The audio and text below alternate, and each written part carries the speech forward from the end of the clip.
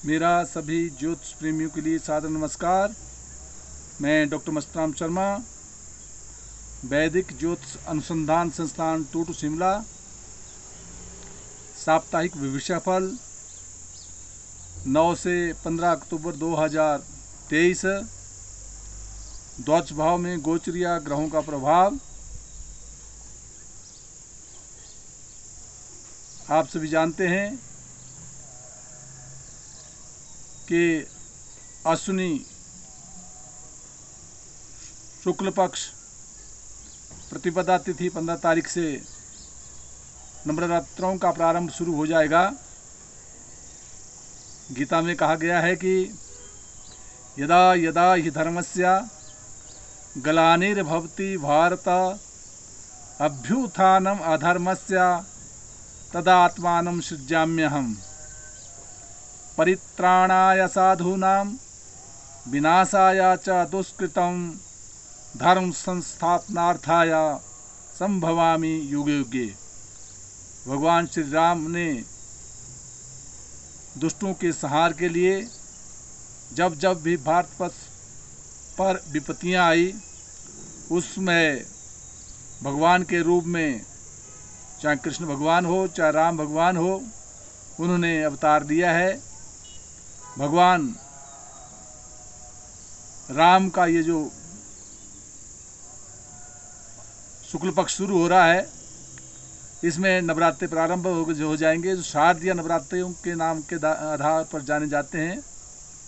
और इनमें भगवान श्री राम ने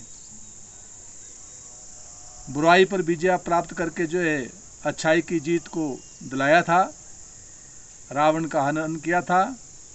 तो इन नवरात्रों में माँ दुर्गा का स्तवन किया जाना चाहिए, स्तुति की जानी चाहिए और पूजा पाठ किया जाना चाहिए। और दुर्गा का पाठ करना सभी प्राणियों के लिए सदैव हितकर रहेगा।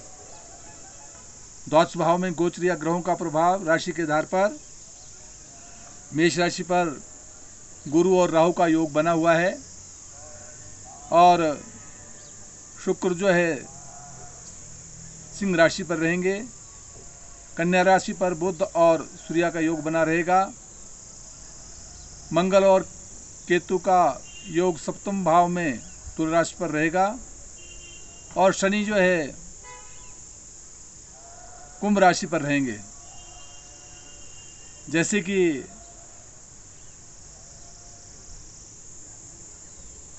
गुरु और राहु और मंगल का सब एक दूसरे से पूर्ण दृष्टि को देख रहे हैं, और उसके साथ ही शुक्र और शनि भी आपस में पूर्ण दृष्टि से देख रहे हैं। कहीं भारी समस्याओं से सावधानी रखनी होगी। और चंद्रमा की जहाँ स्थिति है, कर्क राशि में स्वगृह होकर विराजमान है, और 10 तारीख को प्रातः 5:44 पर जो है सिंह राशि में प्रवेश कर जाएंगे, और उसके उपरांत 12 तारीख को 6:16 पर सायंकाल के समय कन्या राशि में प्रवेश करेंगे, और 15 तारीख को प्रातः ही 5:21 पर जो है तुला राशि में प्रवेश करेंगे। इसलिए मेष राशि के जातक के लिए, क्योंकि राहु और गुरु का योग राशि पर है, और गुरु इसमें वक्री स्थिति में भी है, इसलिए शारीरिक स्वास्थ्य का विशेष ध्यान रखना होगा, क्रोध पर नियंत्रण रखना होगा, और दाम्पत्य जीवन में और व्यापार के क्षेत्र में भी कुछ उलझने आ सकती है, उनसे सावधानी रखनी होगी। परंतु चंद्रमा चतुर्थ स्थान में भूमि संबंधी लाभ को देने की ओर संकेत कर रहा है, परंतु विवादों से बचना होगा। और शनि एकादश स्थान में आर्थिक लाभ देगा।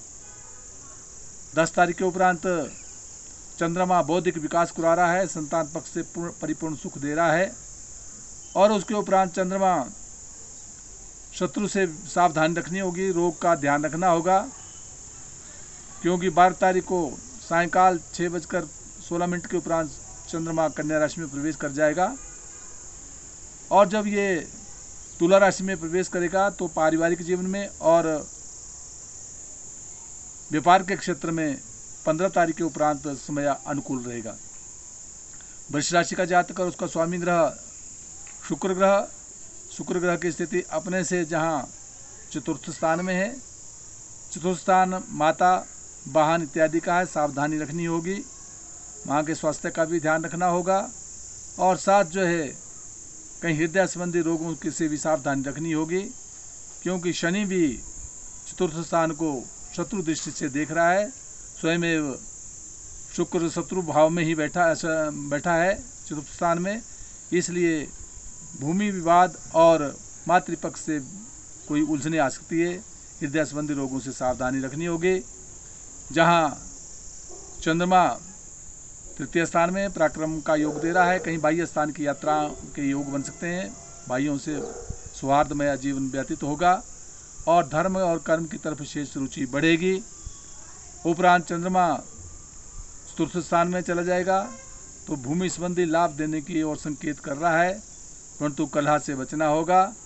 और जब ये चंद्रमा 12 तारीख को कन्या राशि में प्रवेश कर जाएगा तो उसमें यद्यपि शत्रु के क्षेत्र में होगा, परंतु फिर भी कलह से सावधानी रखनी होगी। और साथ जब ये तुला राशि में प्रवेश करेगा तो बौद्धिक विकास को देगा। वहाँ दाम्पत्य जीवन का स्वामी मंगल ग्रह पंचम भाव में बौद्धिक विकास करवा रहा है, परंतु फिर भी प्रेम संबंधों में कुछ अनबन हो सकती है, उस पर नियंत्रण रखना होगा। मिथुन राशि का जातक और उसका स्वामी ग्रह बुध ग्रह की स्थिति अपने से चतुर्थ स्थान में है, स्वगृह है, भूमि जमीन संबंधी लाभ को दे रहा है। वहाँ दाम्पत्य जीवन का स्वामी मंगल ग्रह की स्थिति अपने से पंचम भाव में बौद्धिक विकास करवा रहा है और शिक्षा में विशेष सफलता के योग प्रदान करेगा, परंतु कदापि केतु के वहाँ होने के कारण क्रोध पर नियंत्रण रखना होगा। जहाँ चंद्रमा आर्थिक लाभ को दे रहा है, वहाँ 10 तारीख के उपरांत चंद्रमा धन का लाभ देगा, मान सम्मान प्रतिष्ठा बढ़ाएगा। और 12 तारीख को चंद्रमा कहीं बाह्य स्थान की यात्राएं करवा सकता है। भाइयों से कोई अनबन होने की पूर्ण संभावना बनती है, उससे निराकरण के लिए सावधानी रखनी होगी। और वहाँ दाम्पत्य जीवन का स्वामी जहाँ मंगल पंचम भाव में है, इसलिए जैसे मैंने पहले ही कहा कि पारिवारिक जीवन से संदर्भ में और साथ प्रेम संबंधों में कुछ गड़बड़ी हो सकती है, उससे सावधानी रखनी होगी। वैसे एकादश स्थान में राहु और गुरु का होना, दोनों की स्थिति यद्यपि राहु की त्रिशडाया में अच्छी होती है, परंतु फिर भी गुरु इस समय जो है वक्र स्थिति में है, इसलिए भाइयों के साथ मनमुटाव हो सकता है, उस पर नियंत्रण रखना होगा और यात्राएं सोच समझ के करनी होगी। कर्क राशि का जातक उसका स्वामी ग्रह चंद्रमा स्वगृह होकर विराजमान है, मान सम्मान प्रतिष्ठा को दे रहा है, बौद्धिक विकास करा रहा है। वहाँ चतुर्थ स्थान में मंगल जहाँ भूमि को देने वाला होता है, परंतु शत्रु की स्त्री होने के कारण जो है केतु के साथ योग बना रहा है, कहीं भूमि संबंधी विवाद उत्पन्न करवा सकता है, इसलिए राजपक्ष से सावधानी रखनी होगी। क्योंकि 10वें भाव में भी बृहस्पति और राहु का योग क्योंकि वक्र स्थिति में है, तो उस स्थिति में कुछ विवादों से बचना होगा। अपने से उच्च अधिकारियों के साथ जो है तालमेल बना के रखना होगा। चंद्रमा जब द्वितीय स्थान में 10 तारीख को चला जाएगा तो बौद्धिक विकास के साथ जो है आर्थिक लाभ की प्राप्ति करवाएगा। और 12 तारीख को जो यही चंद्रमा कहीं बाहर यात्रा के योग करा सकता है, भाइयों से सौहार्दमय वातावरण बन सकता है। और 15 तारीख के उपरांत कहीं वाद विवाद से बचना होगा। सिंह राशि का जातक और उसका स्वामी ग्रह सूर्य अपने से द्वितीय स्थान में है, बुध के साथ योग बना रहा है, इसलिए आर्थिक प्राप्ति के परिपूर्ण योग बन रहे हैं, धन का आगमन होगा और पारिवारिक सुख सुविधाओं को दे रहा है।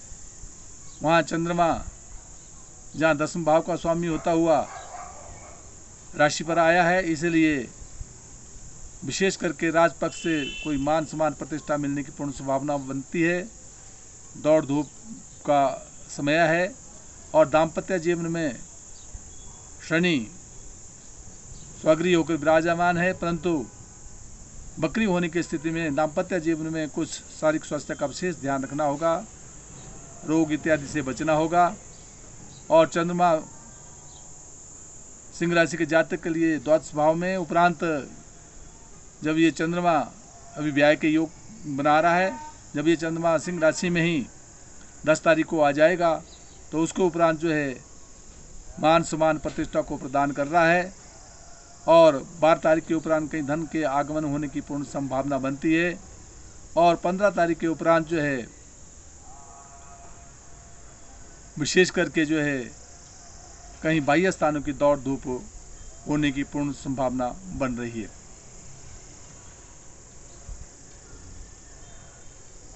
कन्या राशि का जातक, उसका स्वामी ग्रह बुध ग्रह स्वगृही होकर विराजमान है, मान सम्मान प्रतिष्ठा को दे रहा है।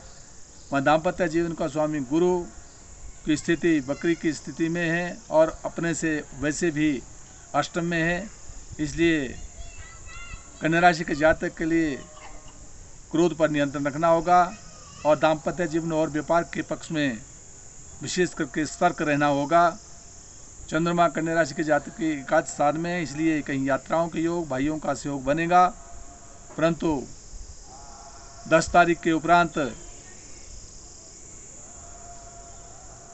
यही चंद्रमा जब सिंह राशि पर आ जाएगा तो कहीं व्यर्थ में व्यय होने की संभावना बनती है, उससे सावधानी रखनी होगी।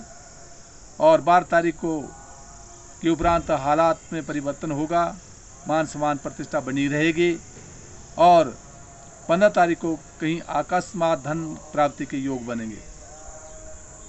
तुला राशि का जातक और उसका स्वामी ग्रह शुक्र ग्रह की स्थिति अपने से एकादश स्थान में है, इसलिए परिश्रम के द्वारा अर्थ की प्राप्ति के योग बनवा रहा है और उसके साथ ही सूर्य द्वादश भाव में बुध के साथ होने के कारण बुध यद्यपि स्वगृही है, कहीं धर्म कर्म में व्यय होने की संभावना बनवाता है, इसलिए आंख संबंधी रोगों से सावधानी रखनी होगी। और मंगल राशि पर है, इसलिए क्रोध पर भी नियंत्रण रखना होगा। पारिवारिक जीवन में और दाम्पत्य जीवन में कुछ समस्याएं आ सकती है, उसके निराकरण करने के लिए गुरु मंत्र का जाप और राहु मंत्र का जाप ओम भ्राम भ्रीम भ्रम सा राहुवे नमः करते रहे तो सदैव हितकर होगा। चंद्रमा अनुकूल स्थिति में है, राजपक्ष से मान सम्मान प्रतिष्ठा को दे रहा है। 10 तारीख के उपरांत चंद्रमा आपको आर्थिक लाभ देने की ओर संकेत कर रहा है और 12 तारीख को यही चंद्रमा कहीं व्यय की ओर संकेत कर रहा है, व्यर्थ व्यय से बचना होगा। और 15 तारीख के उपरांत तुला राशि के जातक के लिए समय अनुकूल रहेगा। वृश्चिक राशि का जातक और उसका स्वामी ग्रह मंगल ग्रह की स्थिति अपने से द्वादश स्थान में, इसलिए शारीरिक स्वास्थ्य का विशेष करके ध्यान रखना होगा और साथ जो है आंख संबंधी रोगों से भी बचना होगा।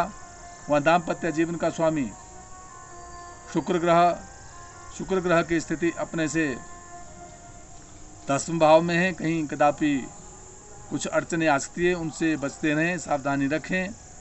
और जहां चंद्रमा की स्थिति वृश्चिक राशि के जातक के लिए भाग्यशान में, धर्म कर्म की ओर जो है विशेष रुचि बढ़ेगी, मान सम्मान प्रतिष्ठा बढ़ रही है।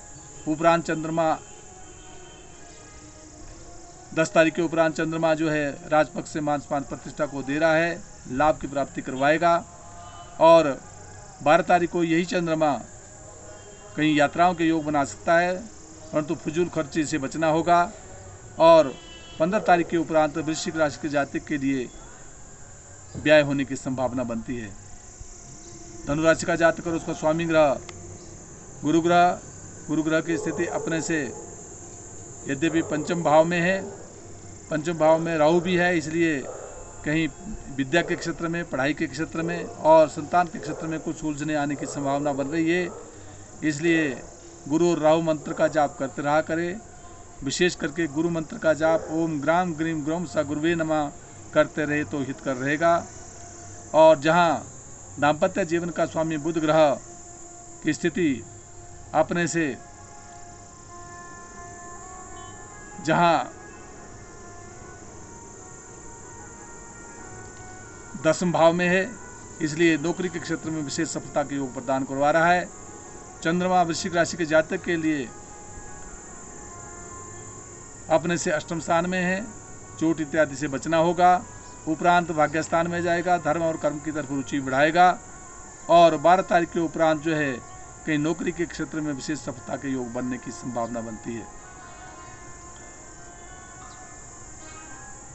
मकर राशि का जातक, जहां इसका स्वामी शनि अपने से द्वितीय स्थान में धन के ओर संकेत कर रहा है, वहाँ दाम्पत्य जीवन का स्वामी चंद्रमा स्वगृही होकर विराजमान है, इसलिए पारिवारिक पक्ष से विशेष सफलता के योग दे रहा है। व्यापार में भी लाभ मिलने की पूर्ण संभावना बनती है। परंतु 10 तारीख के उपरांत चंद्रमा जब सिंह राशि में अष्टम भाव में चला जाएगा तो विशेष करके रोग इत्यादि से बचना होगा, चोट इत्यादि से बचना होगा और साथ जो है पारिवारिक जीवन में भी कुछ उलझने आ सकती है। उनके निराकरण करने के लिए चंद्र मंत्र का जाप ओम श्राम श्रीम सोम स चंद्रमा से नमः करते रहे हित कर रहेगा। धर्म और कर्म की तरफ रुचि बढ़ेगी और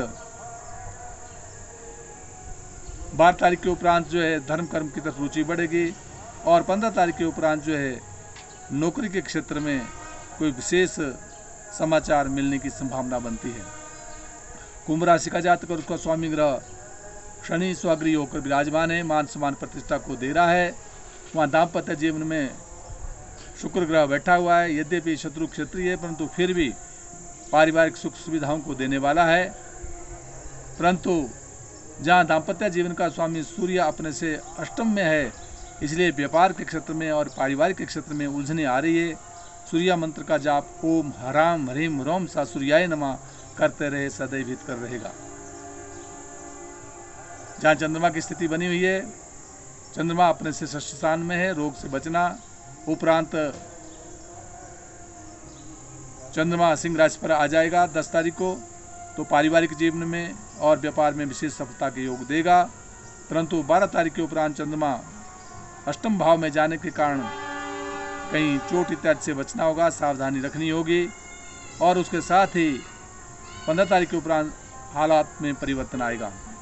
मीन राशि का जातक का उसका स्वामी ग्रह गुरु अपने से द्वितीय स्थान में है, इसलिए आंख संबंधी रोगों से, कान संबंधी रोगों से सावधानी रखनी होगी। बकरी की स्थिति में राहु भी वहाँ विराजमान है, वहाँ दाम्पत्य जीवन का स्वामी स्वगृही होकर विराजमान है, सूर्य भी बैठा है, इसलिए जातक के लिए व्यापार के क्षेत्र में और पारिवारिक के क्षेत्र में विशेष सफलता मिलने के योग बन रहे हैं।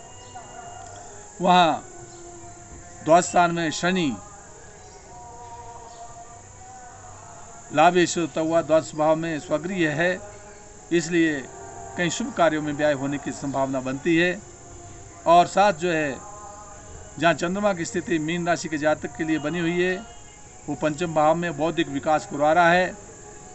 शिक्षा के क्षेत्र में सफलता मिलेगी, संतान पक्ष से मान सम्मान प्रतिष्ठा बनी रहेगी।